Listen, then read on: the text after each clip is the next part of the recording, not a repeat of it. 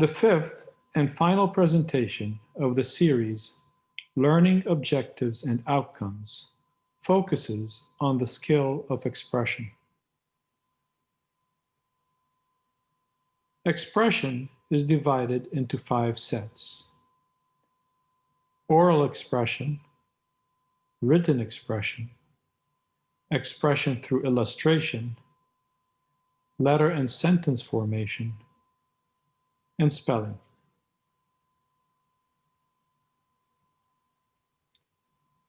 The first set focuses on oral expression. Oral expression is the ability to express ideas and thoughts orally. The learning outcomes are listed in a progressive order of complexity. E1 refers to the ability to clearly pronounce words. E2 through 5 describe progressively complex forms of oral expression. These begin with using simple sentences, followed by more complex sentences to answer questions, then the use of more than one sentence to convey an idea or set of ideas. Finally is the ability to tell a story. These skills obviously take time to develop, but are expected as learning outcomes during the course of Set A. The learning outcomes of written expression follow a similar trend. E6 refers to penmanship, while E7 through E11 describe progressively complex forms of written expression. The focus here is primarily on answering the comprehension questions in writing. Initially, students should develop the ability to answer questions using one word, followed by a phrase, and then by using a simple, complete sentence. Finally, students should be able to write a short story. The skills listed here begin to develop with the start of the program and are expected to gradually develop over the full 2-year course of the program. The third set deals with expression through illustration. This is a more basic form of expression, but must not be overlooked.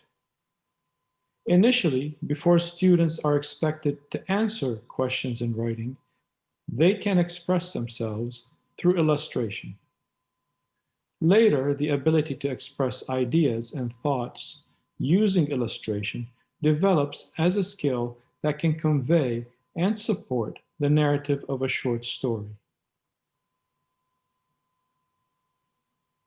This set of learning outcomes focuses on penmanship to a greater extent than the learning outcome E6, I can use clear handwriting, stated under written expression. The set can be used during the first year of the program to focus more on the development of penmanship skills. E14 focuses on letter formation. E15 and 16 focus on spacing and positioning, initially for letters in the formation of words, and then for words when forming sentences. E17 and 18 focus on capitalization and punctuation of sentences.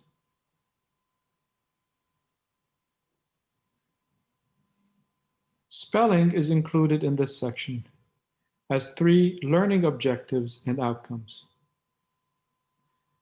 This table indicates when each of the learning objectives begins to develop in the program. Arranging letters to spell words begins early, starting in Unit 2 of Set A, and continues on throughout the program. Initially, this occurs in the form of activities such as letter scramble, and then later in the activities sound jumble, or letter jumble.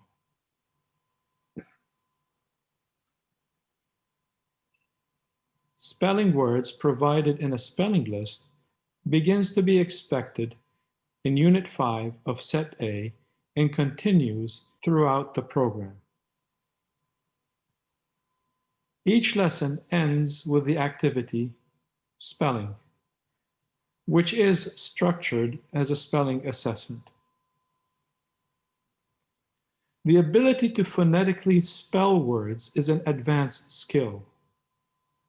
It is based on a foundation of phonemic awareness and a wealth of sound letter associations from which students can draw on to identify in order the individual sounds of a word and to spell the letter that makes each sound. Therefore, this skill is not expected till the end of Set A or even the beginning of Set B.